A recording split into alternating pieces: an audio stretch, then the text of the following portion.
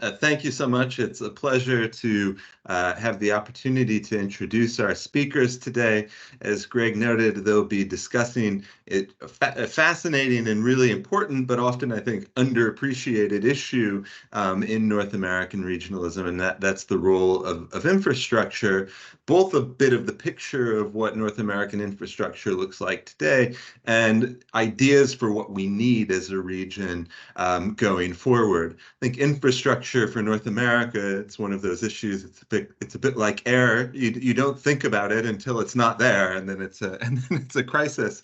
And sometimes that's been the approach. But we have two speakers who think about it a lot and think about the future of infrastructure in the region and what we need. Those two speakers are, of course, Carlo Dade and Tiffany Melvin. Two people who are really top experts and very deeply engaged with industry and across the region on this issue. Carlo is the Director of Trade and Trade Infrastructure at Canada West. He's one of Canada's and the region's leading voices on Western Canadian interests, particularly in trade. His interests have actually been even wider than North America, focusing on trade with the Pacific, questions with the Trans-Pacific Partnership, the Pacific Alliance, and beyond. But particularly, and today he'll be talking about the question of Canada and North American competitiveness and the role of infrastructure. As Director of Trade, he's had a long history in international public policy, including as a professional affiliate at the Johnson Shoyama School of Public Policy at the University of Saskatchewan, and as a non-resident senior associate at the Center for Strategic and International Studies in Washington. His engagement stretches to Mexico, where he is a member of the Mexican Council on Foreign Relations, COMEXI. For those of you who've been joining regularly, we had COMEXI President Sergio Alcocer with us just a few weeks ago. So it's a pleasure to have Carlo here. He'll speak first, and then we'll hear from Tiffany Melvin, who's president of the North American Strategy for Competitiveness, NASCO. NASCO is a tri-national coalition, so representing actors across the region, working with governments, businesses, educational institutions, who have all sort of identified their common interest in collaboration. It has a focus in particular on key freight and commercial trade networks, so exactly on point for our topic today. NASCO has existed since 1994, so it's kind of one of the long-standing players in the North American space, as an actor encouraging North American competitiveness and the critical role of the region's supply chains, logistics, and trade. And Tiffany has led NASCO for 27 of its 30 years as executive director and then president. She's a graduate of UT Austin, so is someone with close connections to the region, and she has a Juris Doctor degree from St. Mary's University School of Law in San Antonio. So again, an absolute pleasure to have Carlo and Tiffany with us. I'll turn over the floor to Carlo, who will speak for about 20 minutes, I think, and then Tiffany will do the same, and we'll have some time for questions and answers after that. So please do note what questions you might like to ask, or go ahead and add them in the chat as they come up if you like. Carlo, the floor is yours. Thank you very much, Tom. It's great to be here talking about an issue which we've done a lot of work at the Canada West Foundation, indeed with partners throughout North America, including Tiffany, who's actually helped in the work and took part in a background session for what I'll present, background roundtable to gather information as part of the research project that we held in San Antonio. And also thanks for the reminder that I've got to pay my dues to COMEXI. I'm sure my fellow COMEXI members or the staff down in Mexico City will be sending an email to my inbox to remind me to get my check. I do wish they would allow me to pay in Canadian dollars, like charge me the US rate at the Canadian, but let me pay it in Canadian dollars instead of US dollars. That's been a long-standing negotiation. I think it would do wonders for Comexi's representation in Canada if they were to extend that offer. But in all seriousness, turning to the presentation, this is something that I think some members of the audience will have heard me do with Matt Rooney, the former director of the Competitiveness in North American Project at the Bush Institute. But this is going to be different. Tiffany brings a more practical, grounded perspective from business and the realities of the transportation systems to the discussion. So as much as I miss Matt, this I think is a good advancement in the conversation that we've been having for some time. So what I'd like to do is not so much a presentation, but put this forward as asking a series of questions. And I'm going to use much less than the 20 minutes, turn it over to Tiffany. I'll respond to her, she'll respond to me, and then we'll open the floor to questions. So don't take the first break as the end. So on the issue of North American trade infrastructure, the work that Matt and I did came out of the Bush Institute's focus on understanding North American competitiveness, the constituent elements of it, and how to improve competitiveness. One of the issues we hit upon, an issue in which we've done a great deal of work at Canada West, is the physical manifestations of supply and production chains, trade infrastructure. Trade accounts for 3 times the percentage of GDP in Canada as it does in the United States. Foreign trade, obviously internal trade in the US is more important. But for us in Canada, moving goods to foreign markets, goods, people, ideas, money, the 4 components of trade to and from markets is of the utmost importance. I would argue more so than even in the US, given the percentage of our GDP that comes from it, our smaller population, our smaller domestic market.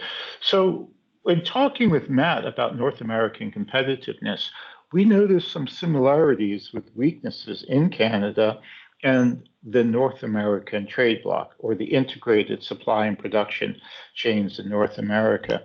Most notable of these similarities was the fact that we do not plan trade infrastructure together. This is a particular issue in Canada, where we are one of the few advanced trading economies. The EU auditors did a study benchmarking the EU against leading trading economies, and they found that Canada was the only jurisdiction that didn't do national trade infrastructure planning.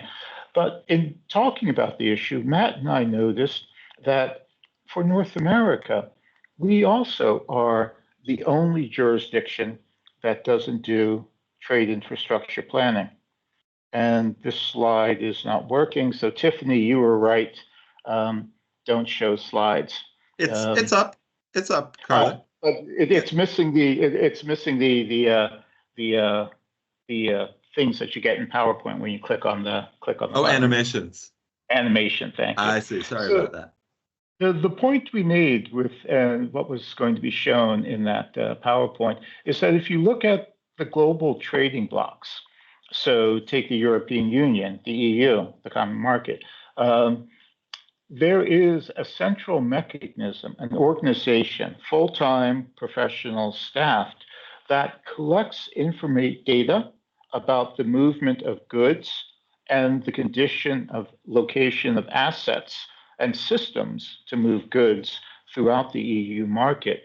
And they can take that data and turn it into information, which can then be used for long-term planning, for understanding where to get the greatest return on investment, which investments will enhance the fluidity of the flow of goods throughout the trade bloc.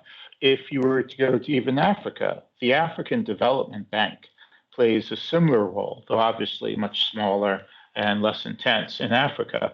In the Americas, the Inter-American Development Bank plays this role for the Pacific Alliance trade bloc. At several of our roundtables and research, we talked with the integration unit at the IDB, and they walked us through how they provide the service for trade blocks in the Americas. In the Caribbean, there's a central bank or an infrastructure, a development bank component of an infrastructure component of the development bank that can play a similar role. And of course, in Asia, we have the Asian Development Bank. We also have the Asian Infrastructure Bank, and we have the Belt and Road Initiative. The Belt and Road Initiative is particularly interesting because it essentially finances the investment in assets and systems to move goods through 6 economic corridors connected to China.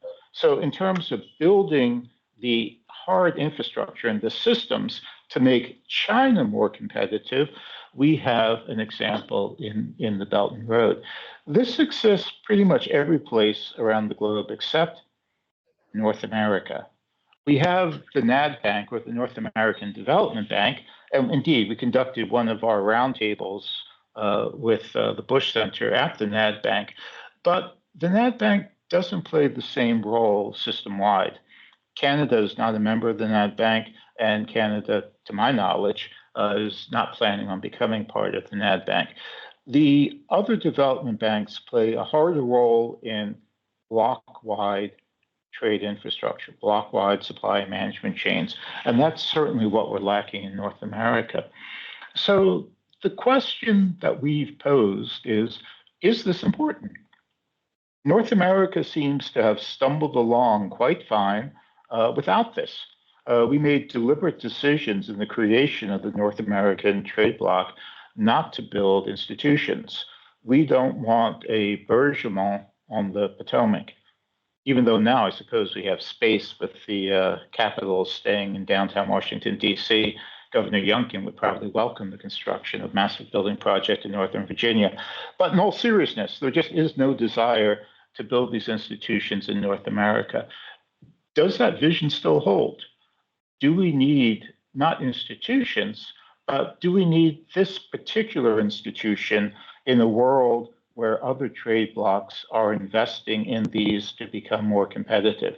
Can we continue to hold the current position of not doing unified planning, not sharing information, not having permanent sources of professionals who can do cross-border infrastructure, who understand and can inform local governments and national governments about where investments are needed? The second question is China. These were fairly abstract discussions when Matt and I first had them. There were obvious implications for competitiveness, but there was no real spark to them. It was a nice to have, not a necessary. The question, though, is with the rise of perception of China as a threat, with the investments that China is making in its 6 economic corridors, with the national security concerns over repatriating supply and production chains, which again means the infrastructure to move goods, supply and production chains are the manifestation of assets and systems to move goods. With that change, does this make this idea a necessary to have, not a nice to have? I don't know. I ask those as serious questions. I ask them because we really haven't seen the uptake in the idea. And the lack of uptake is, in some sense, the market telling you that it may be a good idea, but there's simply not a market for it. Or are there other issues why this idea hasn't taken off? Or are there other paths forward rather than creating a full-time, permanent, staffed institution with professionals that matches the specific services that these development banks or an AIB plays in terms of collecting information and turning data into information? So we put those forward as questions. For those of you that haven't seen the paper, it's available from our good friends at the Woodrow Wilson Center. There's also a version on the Canada West Foundation page, and I think the Bush Institute also has a copy. But I think most people on the call will be familiar with this. But that's the larger theory. It's not the nuts and bolts of why this may make sense, or the nuts and bolts of the need for this and the context. And for that, I'll turn it over to Tiffany, who can provide a reality check on some of the higher level concepts we just put out. Thanks, Carlo. So, yeah, I guess to back up a little bit, NASCO is an organization that it's a nonprofit, basically a trade association, tri-national. We've got members from all over Canada, the U.S. and Mexico, provinces in Canada, states in the U.S. and Mexico, cities, counties, economic development organizations, chambers of commerce, industry associations. We've got global corporations on down to tiny mom and pop shops, all the modes of transportation covered, all the key elements of the supply chain like insurance, banking, finance. We've got real estate developers, inland ports, ports of entry, high schools, technical schools, community colleges, universities, graduate schools. So we have a really vast, diverse network of North Americans. And I say that only to give you guys the perspective from which I come, which is that a lot of times I feel like when the federal governments reach out to stakeholders, they're reaching out to global corporations or really large stakeholders, and there's a very big difference between those types of entities and small mom and pop shops and small and medium enterprises. They have a lot of different perspectives. And so I feel like the group we have organized at NASCO is really great at telling us what their problems are, their needs and requirements, what they need from the federal government, what they don't need from the federal government, what they need from state and local governments, and that kind of thing. And it comes into play with infrastructure a lot.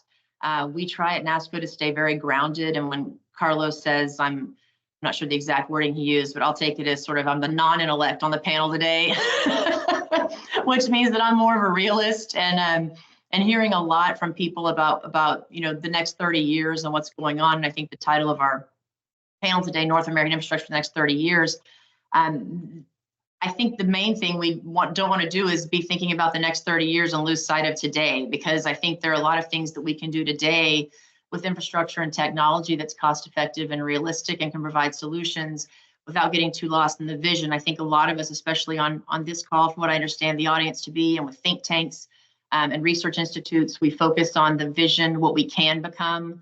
But it's much, much harder, the devil's in the details of how we get there. And so what NASCO tries to do is partner with the think tanks, the research institutions, the universities, the federal agencies, listen to what they're doing with their policies and their needs and requirements, and try to make sure that industry and all the different levels of stakeholders are aware of what's going on and giving their feedback to them about what they need and require. So we try to bridge that gap. I'd say that, as Carlo mentioned, the infrastructure bank, I think, is a fantastic idea. And when I say that, I believe most of our NASCO members agree, but I'm certainly not representing that all of our NASCO members agree with that necessarily. Anything, in my opinion, that we can do to take the politics out of these projects and make it more of an institution that is working with public and private partnerships and taking a look at this from a tri-national approach, as opposed to the swinging pendulum of politics going back and forth, would be a good thing, a good advancement. I feel like politics these days is one of the greatest threats to our competitiveness. As Carlo mentioned, you've got trading blocks around the world that are investing billions and trillions of dollars into their freight transportation network systems. The study that he and Matt did on the North American on competitiveness globally, which trading blocks are the most competitiveness. I think North America scored, a B+ at that time, and it was actually the most competitive trading block. But what I always said to that is, yes, maybe now, but not for long if we don't get our act together in North America. And I think China has really emerged. It's always been out there as a threat. It's emerged as a big threat, and I think that's gotten a lot of people nervous. But something to be very much considered. And with the recent renegotiation of NAFTA, with the new USMCA or the CUSMA or the TMEC, depending on where you are from, now we've got a lot of foreign direct investment in Mexico from the Chinese. They're buying up Mexican companies. And a lot of that is an effort to sort of get into the North American market through the Mexican entryway. So I think that, nearshoring is having a huge moment now. People are looking at North America to bring manufacturing closer to home, but we do need to watch China very, very carefully. And then I would say that, well, I don't know, Carlo, do you have anything to say about what I've just said, or you want me to keep going, or you're on mute? Yeah, I think the generation that learned to speak during Zoom, the first words they learned were, "You're on mute." While watching their parents do this sort of thing. Yeah, Pinhead. You're the non-Pinhead in the group, so that's that's a compliment. Very quickly, I also didn't go through CWF. I don't want folks to think that I work for the Bush Institute. So let me correct and say that the Canada West Foundation, for those who aren't familiar, is a 50-year-old think tank created to do public policy work and represent the interests of Canada's 4 western provinces: British Columbia, Alberta, Saskatchewan, and Manitoba. I'm actually in Winnipeg today. So as part of that work, obviously, Canada's West is even more heavily dependent on trade than the rest of the country. The Pacific Gateway concept was started here in Western Canada. So that's the history of our organization and our focus in terms of the trade infrastructure agenda. I would also just note that in Canada, we don't use the word bank when we talk about this concept. And the Canadians in the audience will have just breathed a sigh of relief in hearing that we don't use the term bank. We say a North American trade infrastructure institution. The idea is that funding is, yes, potentially part of what's needed, but it's the intelligence, it's the data. Even if we were to spend massive amounts, if we don't know where to invest to create the greatest impact on fluidity, if we don't know which investments will leverage other investments that are being made, we will spend suboptimally, and we may actually cause more harm than good. So the intelligence function of what's needed is way, way more important, I would argue, than the money. So money, of course, is important. It's not to say that money isn't important. It's just to say that if you're going to spend money, you first need the ability to spend it intelligently. And the last point to Tiffany's on politics. I see they shared a link to the paper at the Wilson Center. You'll notice that we lay out the role of things an institution or bank could do, how it could be structured, financing, the fact that Canada has money. We could theoretically finance the whole thing in Canada if needed with already appropriated dollars, so not new money. But there are political elements to this, and there will be political discussions as to how the bank is run, its mandate and mission. And we left those things out of the paper because we recognized that it wasn't our role to make decisions for elected officials, that there would have to be negotiations at the political level, such as whether we start with Mexico or we wait for Mexico to join and we just get started with Canada and the US. So just those notes that if you're leafing through the paper and you're wondering why certain things were left out of the vision of what the institution or bank could do, it was deliberate to allow the politicians, the elected officials, to play their role. And on the note of the money, yes, the intelligence is extremely important, the data, all that. But I would say the money is extremely important because, like, I'm working on a project now.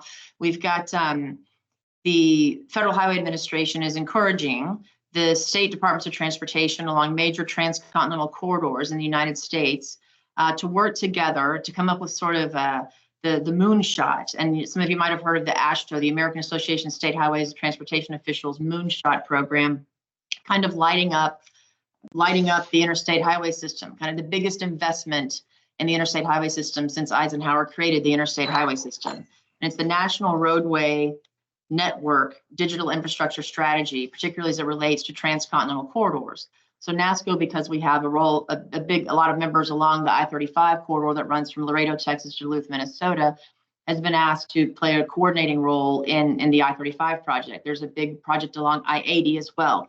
And they can all be slightly different. But my point to the money is that the Federal Highway Administration has said, look, we don't have money for this. We're encouraging the DOTs to come together, figure out a way to plan these developments, these projects, these programs, these technical advancements along these corridors. But ultimately, they have to be sustained by the private sector. So the big push is that you've got to engage industry from the get-go on this to make sure that the prioritization of what comes first, second, third along these major transcontinental corridors as it pertains to technology solutions is what the private sector needs and requires most. But then you've got to figure out how to sustain it. And I've been doing NASCO for almost 30 years now, working on these issues for almost 30 years. And I'll tell you that we've done so many pilot projects over the years. They've been done in Canada, US, Mexico. They've been done across borders, Canada, US, Mexico. Some of them have been failures. Some of them have been big successes. But they all, almost without exception, have been put on in 3-ring binders and stuffed on a shelf. So you spend $10, $15 million studying something, you prove that it works, you engage the stakeholders, but then there's no money to sustain it, so it goes in a 3-ring binder.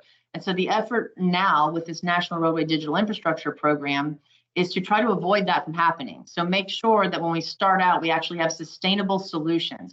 Some of the ideas being batted around, and this is mostly technology because there's also, there's not a huge appetite for creating brand new major international freight corridors. And you have to be really careful when you start talking about new infrastructure that's running, cross country or something like that. There's politically and just out in the general population, there's not necessarily an appetite for toll roads because there's not enough money to actually fund the infrastructure necessary. You look to public-private partnerships; those usually turn into toll roads. So there's a lot of dicey situations out there that you have to be very careful with. But along the interstate highway system that I'm talking about now, things like truck parking, advanced traveler information, information about weather issues or lane closures, construction, to give the truck drivers that advance notice that they understand that if they're moving across a continent or on a very long haul truck route, they know what's coming ahead. They know where there's going to be parking availability for them to stop and spend the night and get a shower. Even coordinating DOT command and control centers along major freight corridors across state lines. So there's all sorts of types of projects you can do. And the idea is for federal highways to encourage the DOTs to figure out what they can actually accomplish. And for each of these transcontinental corridors to do something slightly different so we can learn from each other. But the ultimate idea is to have the major transcontinental corridors, the major freight networks in our country, also connecting to Canada and to Mexico, be connected through technology with all that information and a full, high-level picture of what is going to happen along the route that you're taking. So it's a really cool project. And it's a new infrastructure consideration, and they're looking at 12-month goals. They're trying to break it down, like I said, from trying to say, well, this is a huge heavy lift. This could take 30 years to actually accomplish all that they're talking about doing, that they're encouraging. But if you have to go in chunks, how do you eat an elephant one bite at a time? So how do you start something, get the details in place, and go from there? Have small successes and grow on them, but avoid at all costs having this be a thing where there's a study done, and then it ends up yet again on a shelf somewhere, and we've wasted a lot of taxpayer money. Proving out a concept that works, but not being able to sustain it. Yeah, and I guess before we open for questions, we're extremely excited about that idea here in the prairies in Canada. And if it comes to fruition, I'm sure that, well, you've had to rein John Law and myself in on our enthusiasm for that idea. I would note that I agree with you about the money. My phrasing is partially rhetorical and defensive. As soon as you mentioned bank, which we did originally, the immediate questions turn to money and financing projects. So that's a bit of a rhetorical advice so people don't run straight to loot the bank. You want folks to fully appreciate just how important the data, the information to inform decision-making is. But yeah, on that, I think...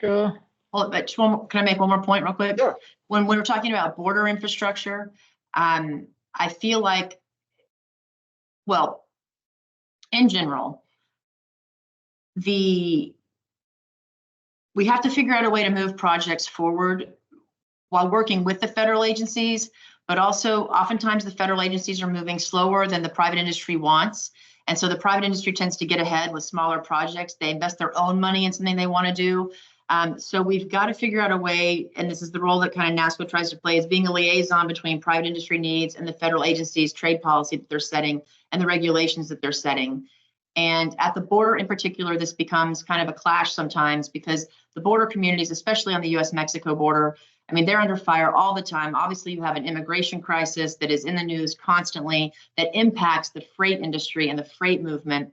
And then you have politics that come into play there, where you have some governors that have certain political views using, kind of weaponizing trade or weaponizing the border, or, saying we need to have 100% inspections of trucks when that shuts down the commerce. And there are groups along, in the border and along, really all over the country, and especially with cross-border, trade associations and NASCO that are very much lobbying to have protocols put in place to try to minimize the effect of political whims of governors or of election years, like we're having one now, and ways that we can have protocols in place to avoid the just catastrophic results of political decisions being made at the border. And they're desperate for federal agencies to come see the border. A lot of them, they have the solutions. They know what they need there. And so if I have an audience here that's with the federal agencies, I've been very surprised that some of the federal agencies that work on issues at the border or with trade have not had those key people visit the border and actually see what goes on there. And so NASCO is always encouraging for the federal agencies to make trips to the border, to see what happens, to stand in the toll booths at the border, to see the lines, to see the technology, to see how CBP works, the needs of CBP officers, that kind of a thing. But if there could be greater stakeholder coordination at these border regions, when infrastructure is in play, like new bridges, presidential permitting issues, all the stuff that affects infrastructure, they're desperate to have the federal agencies reach out to them to get their advice, to get their expertise. And they often have solutions that are very realistic and cost effective that can help today, next year, the next 5 years, while we're looking 30 years in the future for that super high tech, border of the future or infrastructure of the future. We can't forget about today and tomorrow and the next 12 months, years, 5 years, while we wait to get there. We met with Customs and Border Protection a couple of years ago. They're talking about facial ID recognition at borders and ways to improve the flow of traffic with less wait times because you have facial ID and advanced information. But if Mexico is not ready for facial ID and Canada, it could be years and years before all three countries are aligned in what we can actually handle for those super high tech, fancy, vision of technology for the future. But there's a lot of great stuff that can be done today. And the border communities have those answers. And so I would just encourage, federal agencies to be reaching out to those key stakeholders as they formulate their policies and their regulations and laws. That's something that applies to Canada, but in much, much, much less of a degree. We've got a few instances, I think, of southern Alberta, where we're working on solutions that really haven't hit the federal level yet. But yes, visit the southern border. Heck, if I could make it down to test the border infrastructure, I'm sure that there's no excuse for my American colleagues and your friends in the U.S. not to do the same. That's an inside joke, Tiffany, Tom, and myself. They've seen a picture of me crossing the border on foot. So I think, Tom, at that point we're ready to turn the gavel back over to you. I'll show that slide while you're doing it. I think I found a way to show it. Oh, great. Let's give that a try. While we're getting to the first question that already came up in the chat, and I think it's actually a perfect question to get this discussion started because it asks for sort of an overview of the state of play today. And the question comes from Mark Grissom, who asks, in your opinion, what percentage of U.S. trade infrastructure, though maybe, Carlo, we extend that to Canadian and particularly Western Canadian trade infrastructure, are 1, below the needed capability, 2, at max capability, or 3, built for future capacity? So sort of what would you rate the current state of play in those kinds of categories? What percentage might be already deficient, and if sufficient but barely, versus with room to grow? And then secondly, Mark asks, what is our current greatest deficiency, and what will be the most critical deficiencies in the future? Funny to chew on there. Well, I'm not going to take a guess at the percentage of U.S. trade infrastructure needs that are below the needed capability. I will say that, even I'm thinking maybe 10 years ago, there were some reports out.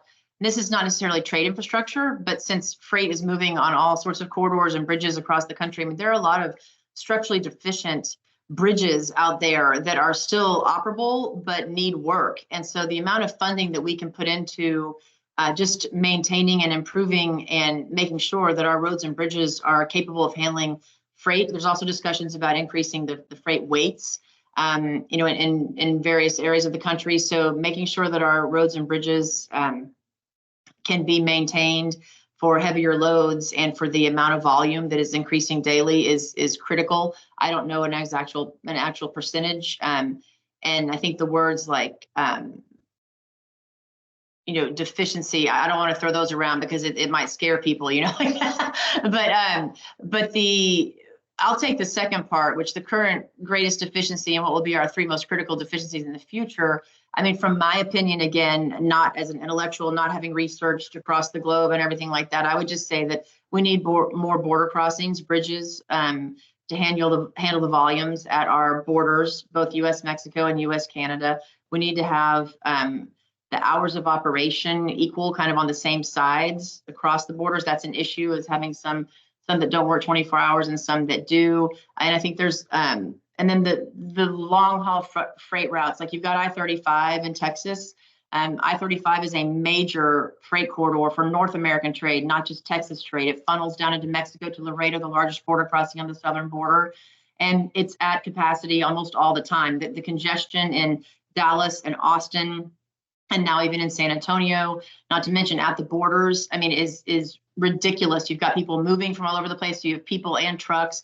It would be really great to have some corridors that were truck only or truck lanes. And we've got SH-130 that's working now, and that's doing a beautiful job of relieving some of that congestion, but more is needed. So I think our greatest needs from my perspective are just the amount of freight that is moving, the volume of freight that is coming into Canada and the US and Mexico and moving throughout North America, and only plan to increase in the future. We have to have the ability to keep people safe and to have, trucks off the highway as much as we can, or on different highways or corridors. And then the border crossings, the bridges are so congested. There's a lot more capacity we could add at the border for additional bridges that we could get that could alleviate some of that congestion. Can I just add a quick follow-up to that, Tiffany? I mean, you've talked quite a lot about trucking, and I'm wondering whether that's the main deficiency, or do you see opportunities to reduce some of the pressure on trucking through increasing freight rail? Are there sort of other ways around this as well? Yes, absolutely. You can, if we can take some of the long haul trucking and put it into rail, that would be a big help, 100%. We need to work on the intermodal connectors. Having more of those available, but yes, if we can take some trucks off and put them on rail, that would be great. But still, your last mile, when you're talking about, population centers and urban areas and like the Texas Triangle, that last mile of freight, when you go from your intermodal facilities to the doors or to the stores, that's all still trucks. So there's still a lot of congestion that we're not going to be able to prevent by putting cargo on rail. And of course, if we could clear up rail traffic to make space by moving goods into pipelines up along in pipelines, as opposed to being shipped by rail. I can't take the first question. That's consultants, and there are groups that do that specifically. But what was the second question again? I want to make sure I get this right. The major deficiencies now that you would, or the major sort of opportunities that you might try to address now, and those looking forward. So I would say that Sorry, there's a follow-up from Mark that says, is there a central information hub that can be used for agencies to access when S&T planning programs, access S&T planning programs and projects? And maybe this gets to your point, Carlo, about the lack of the lack of coordinated data and information, right? That some of that that say the European Union is gathering is not being gathered and assessed in North America. I could leave it right there. Thanks, Mark, for the softball. I'm taking that as a setup question. But yeah, I would argue that I don't think we can answer that question. We can answer it anecdotally, and Tiffany has the anecdotes about specific instances. But I would argue that in a system-wide perspective, and again, supply and production chains are linked. That joke I made about getting stuff onto pipe to free up rail, to free up trucks, shows how these different industries, different assets, and different sectors are linked. So I would argue that you really can't have a proper answer to that question until you have the data and the capacity to turn that data into information. And you're right, the EU, the Pacific Alliance, through the IDB, folks in Asia, starting with the AIIB and the Asian Development Bank, have bits and pieces of that. The EU certainly has it, but we don't. But yeah, you can't answer the question other than anecdotally or maybe regionally until you get the capacity to answer the question. And I hope someone can prove me wrong eventually. Someone will stick up their hand and say there's some agency we've missed, or there's some obscure research program that's got, again, North American system-wide data. But in the years we've been doing this, no one's put their hand up. I could be wrong, but I'm still waiting for someone to put their hand up. Well, and I think particularly the kind of live data that you're talking about, right? I mean, studies done of deficiencies that you can find some, but kind of the sort of the need for live data that can allow companies to respond in real time. Then the second question from Mark, sorry if you wanted to add anything, is a current greatest deficiency and 3 critical deficiencies in the future. I don't know if you wanted to say anything on that particular aspect, Carlo. Same thing. You need the capacity to be able to ask the right questions. I mean, even to ask the right questions, I would say that I don't know that we're there. I think a big problem for the capacity and deficiencies and all that kind of thing is that, the Highway Trust Fund is, not what it used to be. And there's just the misappropriation of funding taking out of the Highway Trust Fund to use on other issues at the congressional level has dwindled it down. Plus the fuel efficiency of vehicles now. I mean, it used to be that your gas tax was paid in the Highway Trust Fund and the money was supposed to be used on maintaining our infrastructure. But the fuel efficiency has gotten so much better that there's less money going in and they've used it for other things. And so that's why we find ourselves in the place that we are. There's just not enough funding, and we need to be working, constantly on Congress to increase funding for freight infrastructure, highways, bridges, roads, border crossings, everything. But there's just not enough to go around, which is why you turn the need to these public-private partnerships and getting private sector to invest and fund some of these projects. But when that happens, they start making toll roads. People want to return on their investments. So when you talk about toll roads and toll bridges, you get a lot of people really hyped up about double taxation and all sorts of things. So it's a real problem. And we do have, infrastructure that's failing all the time or getting hit by ships. And there's just real needs out there right now. And I don't think there's enough money to do what needs to be done. It's the biggest problem we find ourselves in, which is why I think people are turning to technology solutions. How can we make what exists today better and more efficient through technology? Because building new infrastructure is so expensive and there's just not the money for it. Yeah, which gets you right back into the politics of it, which you, as you said, you hope to avoid on specific issues. But obviously, if you're talking about creating new funding mechanisms, then it gets into the politics immediately. Do we have some other questions? That other folks who would like to come in the audience? You can either raise your hand and you should be able to speak your question, or you can put something in the chat. Otherwise, in the meantime, I have a question I'm dying to ask, which is sort of I don't think we've talked at all about electrification and EVs. Is that something that you see as sort of a deficiency now, a deficiency in the future? What role do you think there needs to be at a regional level for thinking about electrification and EVs and creation of border infrastructure and trade infrastructure? I think Tiffany's probably got a lot on this, so I'll jump in quickly with the regional idea. Certainly, as we look to build networks with new technology to move vehicles and to move goods, coordination for the routes that Tiffany referenced. We move goods throughout North America, integrated supply and production chains.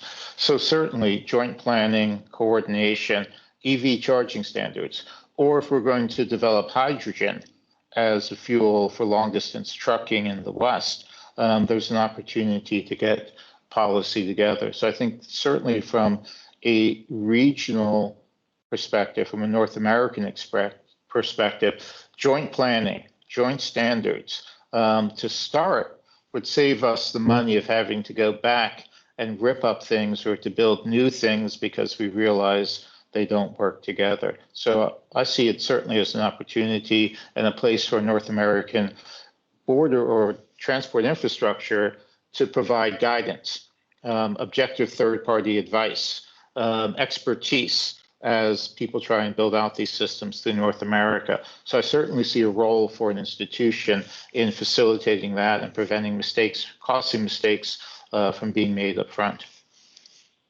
So the EV question has been coming up for years and has kind of reached a fever pitch lately. But, at first, 10 years ago, I was working on a group called the Intermodal Freight Technology Working Group, and it was going around to different urban, major freight hubs across the country, engaging stakeholders and talking about issues they required at their maritime ports or their inland ports or whatever. And EV came up a lot there. And the idea was, I went to a bunch of different, truck shows with green trucks, and they were going to electrify the trucks, make EV trucks or electric trucks, and they would show them running around and pulling, 18-wheeler, the chassis behind them, all that kind of stuff. But now what's happened is that there's no infrastructure. It's like a chicken and egg thing. Like there are all these grants out there to try to get trucks to convert their trucks to truck fleets or trucking companies to convert their fleets into electric fleets. And they would say, well, we're not going to convert all of our fleets. There's no charging infrastructure and the charging takes too long. And so that was a big, 4 or 5 years ago, I was hearing we're not going to convert everything because there's no infrastructure. So until you get the infrastructure in place, then talk to us about converting. Well, now people are saying heavy trucks can't, the EV doesn't even work for heavy trucks. You've got to have hydrogen fueling. The batteries can't haul that kind of heavy duty, long haul trucks. So it's not even just an infrastructure, it's just that they just won't work. Then you have, like in Texas, we had this huge freeze, a couple winters ago, and even this past winter, we had a few days where it was sub-zero, and people were leaving their electric vehicles on the sides of the roads because the batteries froze up. And so then there was a big thing saying, well, are these things even sustain, do you really even want an electric vehicle? Because if it's going to freeze and you have to abandon them because the battery's frozen and you can't get to the charging infrastructure. So I think there's a lot of issues that need to be worked out. One of the things we're talking about with this National Roadway Digital Infrastructure light up the interstate transcontinental corridors is having EV charging readily available. But you hear from a lot of people, until it's on every corner like a gas station, I mean, you're not going to get a full embracing of EVs for passenger vehicles, and certainly for freight. They're now talking about hydrogen fueling being the way to go. So you've got to have the hydrogen fueling infrastructure in place so that trucks can fill up with hydrogen if we're talking about cleaner, greener freight movement. That's what I'm hearing. Excellent. We have a question from Gregory Simmons about stakeholder engagement. And he says, in order to gain support what are the issues or mechanisms that could help gain red state and blue state buy-in? Ike Eisenhower used national security to justify the interstate system. Both of you mentioned China in your remarks, so perhaps you're thinking in a similar direction to Dwight Eisenhower in terms of how you get buy-in for some of this infrastructure, both in terms of planning and funding. But how do you get stakeholder buy-in in broader terms?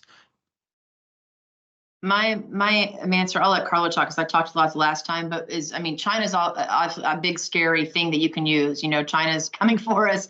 We need to protect ourselves from China. But I think, to me, what NASCO's been trying to do for so long is making people understand that trade is personal to them. They should care about free trade agreements. They should care about investing in infrastructure. They should care about commerce flowing securely and efficiently at borders, because everything that you touch and use and see and feel all day long, a straw, a lid, a cup, a pen, papers, shirts, glasses, everything in the world got there on a truck, a train, a ship, or a plane.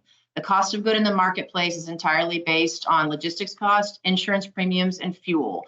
And so if you can have safe, secure, efficient infrastructure that is where our freight is moving, it can help eventually, it can reduce insurance premiums and it can bring the cost of goods in the marketplace down, which is what everybody wants. And so trying to make sure that people understand these things like free trade agreements, trade, commerce, borders, infrastructure, they should care about that. They should be lobbying their congressional elected officials to put funding into infrastructure, because it means that all the stuff you need to use all day long will get to you safer, faster, better, top security, efficiently, and with reduced costs at the marketplace. That's kind of our push.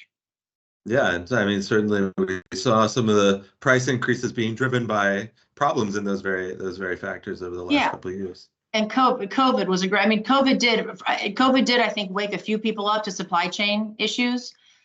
Toilet paper is a basic need. So it did help. It helped a little.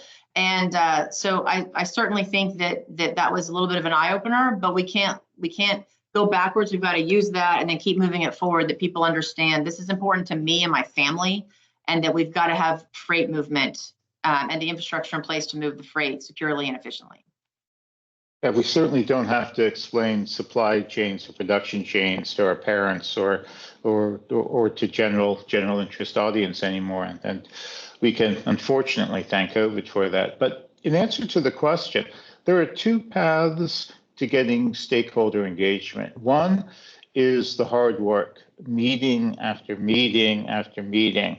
And we do a little bit of this when we go to the Pulse Crops Association annual meeting and I speak. I'll bring up the idea. So there's the civics education in terms of the importance of the idea and that there is a potential solution, and then tying it to individual audiences. But that is a labor-intensive process, and we simply don't have the resources, and I haven't come across a network that does have the resources to get that sort of buy-in. The other way is Milton Friedman's famous dictum, that how does a public policy idea gain traction and get implemented? Well, it's the idea that's lying on the secretary or minister's desk when a crisis hits. And I think partially that's what we've seen with China. In the opening, I mentioned this idea going from a nice to have to a need to have. And certainly the discussions around competition with China, not just security and defense cooperation, but security cooperation bleeding into economic cooperation to counter the larger challenge, I won't say threat, but the larger challenge of China. And that certainly has gotten interest at higher levels in government. This is an effective means to enable nearshoring. If you're nearshoring supply and production chains, you're nearshoring assets to move goods, systems to move goods. Can you really nearshore or reshore if you don't have the capacity to actually move goods? If you don't, you've just issued a soundbite for TV with no real meaning behind it. That I would say that to be controversial and to really make the point. So yeah, I think that has potential, but a lot of hard work has to be done in terms of the first path. And I don't know that anyone has the capacity or bandwidth to be able to do that. So we're relying on the second option, which is the crisis of the perception of the challenge of China to move this along. I would also note that money really shouldn't be an issue here. If you look at the paper, I lay out the unspent appropriated funds for the Canada Infrastructure Bank. We have money for this in Canada. So for a change, I know Americans take a seat. That's what I'm about to say, but Canada could actually show up with real money, Gordie Howe Bridge sort of money to enable this to get started. But someone's just got to make the ask. The push for this has to come from the United States. It will not come from Canada. Canada will not take leadership on this, but if the Americans were to put it forward, I think there certainly are no excuses in Canada. We have the resources, we have the money, we can make this happen. Excellent.